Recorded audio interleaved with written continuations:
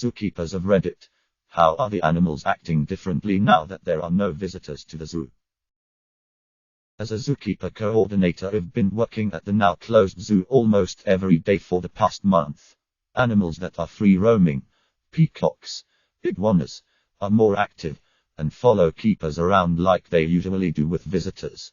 Most of the others don't show much change in behavior, although birds like swans and flamingos are using the edges of their habitats more. Most of our animals are happy as long as we can keep their routines, feeding times, etc. For some they need a little extra. We do public encounters with our collars, wombats and snakes among others, so we spend an hour or so a day cuddling and handling these animals to keep them happy. A few of our collars really fret if they don't get their cuddles. Otherwise we just try to continue to spend time with animals that are expecting human interaction, and of course we can take things for walks around the place like I'm sure you've seen at other zoos. Our wombats love a run and sniff. Dingoes as well. Edit. Thanks all for the interest, questions and remarks. Thanks also for the awards. I don't work at Australia Zoo for those of you asking. I do live on Kangaroo Island and our facility is pretty easy to find with some light searching.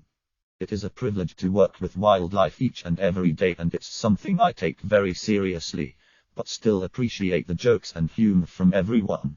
If you have specific questions, it's perhaps best to DM me, rip inbox. Otherwise you'll probably get lost in the comments. Thanks again. Actually, you can check the live cam video feed and see for yourselves. San Diego Zoo live cams. https://kids.sandiegozoo.org/videos. In our local zoo, the apes started to miss the visitors, so they brought in an artist in who's now just painting in the empty monkey house so the apes have someone to watch. Edit. Whoa, this blew up overnight. Europe. They could tell they missed the visitors because they became very bored and are much more excited about the keepers than usual. Apparently they watch the visitors as much as the other way around. The keepers now have to pay them more attention to, and they also do stuff like hide food for them as a game. Also, sorry for the confusion. I am not a zookeeper myself, but I live close by the zoo and it was in the local news and such. I'm just trying to see the penguins walk around the zoo in person, man. That's all I want. Due to temporary staff cuts, they no longer have the people to regularly walk the wombats. Some of the wombats are holding the keepers personally responsible. Imagine having a 2-0 chunk of muscle with big rodent teeth mad at you. I work on an activity farm. There is a 22-year-old shy horse. He acts like a dick when there are customers around. With no customers, he's actually still a dick. That being said, he's still awesome. Edit. I've been asked what he does when there are customers. Basically, if he sees any customer feeding any other animal in the large barn where he hangs out in the day, he will stare at them and stomp his front hoof on the ground. That guarantees they look at him. If they don't immediately come over to feed him, he will start kicking the heavy metal bars that divide his area and the pen next door. This makes one hell of a noise, and he will keep it up, all whilst staring at the person with the food. If they feed him, then he rewards them by slobbering all over their hands as he takes the food.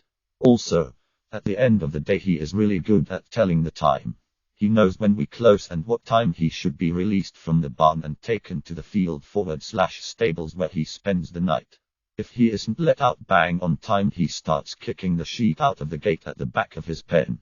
This is a big metal gate and it sounds like someone playing a giant glockenspiel with a sledgehammer. He will keep this up until it is opened. Some customers are just scared to hand feed him. He is massive and his mouth is big enough to easily fit someone's hand in. Some customers come up to me with their bag of food and ask me if I will feed him, because he keeps staring at me, but I'm a bit too nervous to feed him. I happily oblige. I love that ornery old bastard. Removed. My wife works at the gift shop for our zoo, and the other day we had to go move some stuff around in the store because due to some heavy rains, it had flooded a bit. Of course we took a lap around the empty park, other than the keepers and few maintenance workers, and found that all the animals were really active and playful. A lot of them seemed really curious about us too. I'm sure they get used to seeing crowds every day and were starving for attention. Not a zookeeper, but I hear the lions a lot more from my house now. Weirdly reassuring to wake up to and realize the world is still going on. The 2 pygmy hippos, 6 bison, giant anteater, and lowland tapir I took care of. I'm temporarily laid off.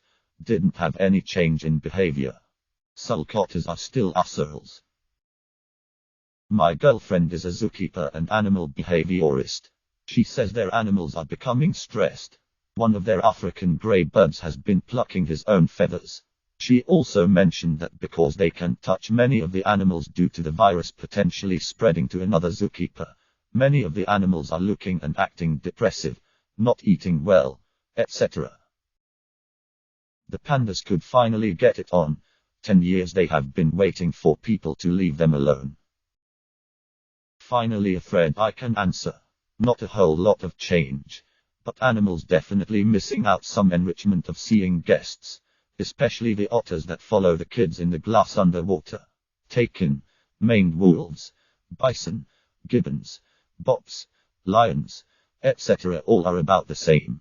Some of our animals that are skittish have been standing closer to the fence where guests usually are. Zebras, gazelle, which is nice. It's kinda this weird balance of being both more and less stressed.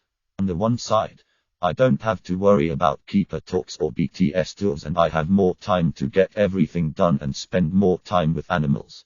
On the other side where skeleton crew and there's less of us to care for the whole zoo, so I'm working a lot more in areas I don't usually cover as often. There's one kangaroo that still tries to box me while the emu is shifting.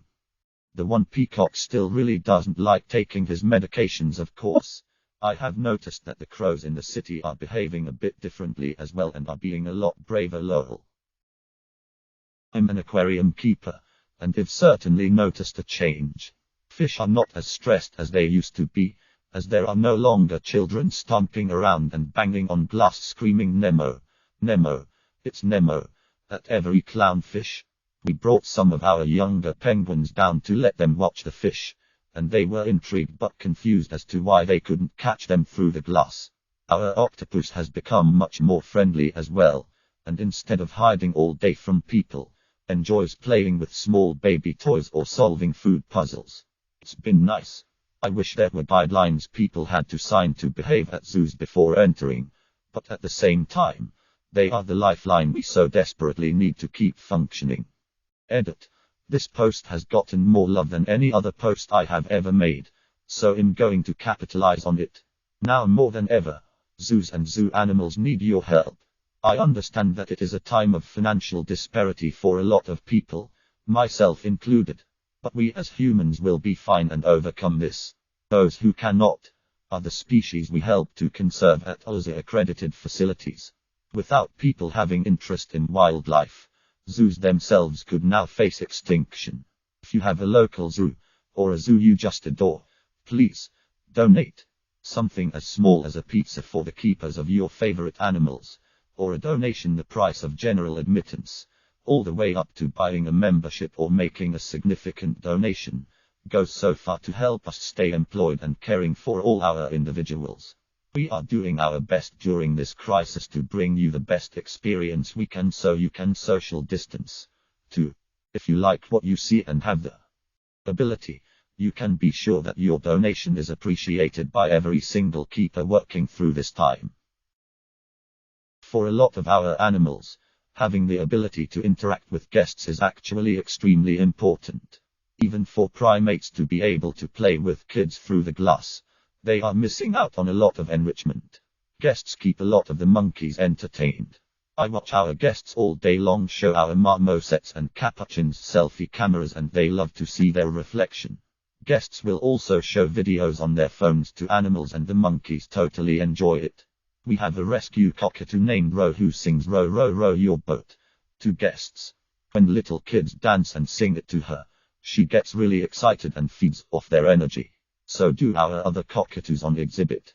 But now without guests to show off for. Every now and then when it's quiet we'll hear her start. Row Row Row, And then she stops and huffs a bit and gets really quiet and sad because she has no one to sing to. Some of our animals really miss having kids to show off for.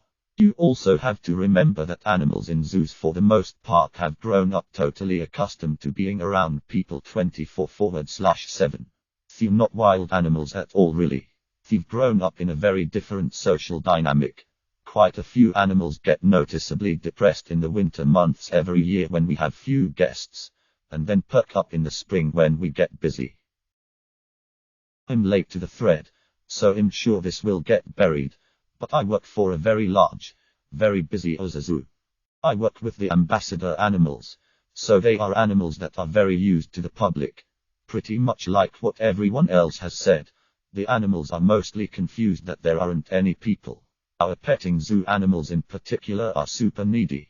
The second they see or hear us, they all come running over and start crying for attention. We're trying to give all the animals as much attention as possible, but we're down to a bare bones crew, so it's not as much as we would like. What I wanted to add, though, because I think it's incredibly interesting, is that we are collecting fecal samples from some of the animals to be tested for cortisol levels, which is a pretty good indicator of stress levels. That way, when guests come back, we can take samples for comparison to see how much guests impact stress. I think it's really cool that we're taking this opportunity to see what we can learn about how guests impact the animals, and to see if there are potentially things we can do even better to improve the lives of the animals in our care. We were really hoping to do some behavioral studies too about things like activity levels, amount of the enclosure being utilized, etc. that are also important considerations for their welfare, but unfortunately we just don't have the time or stuffing. Subscribe, like and comment if you hate outros, begging you to subscribe, like and comment.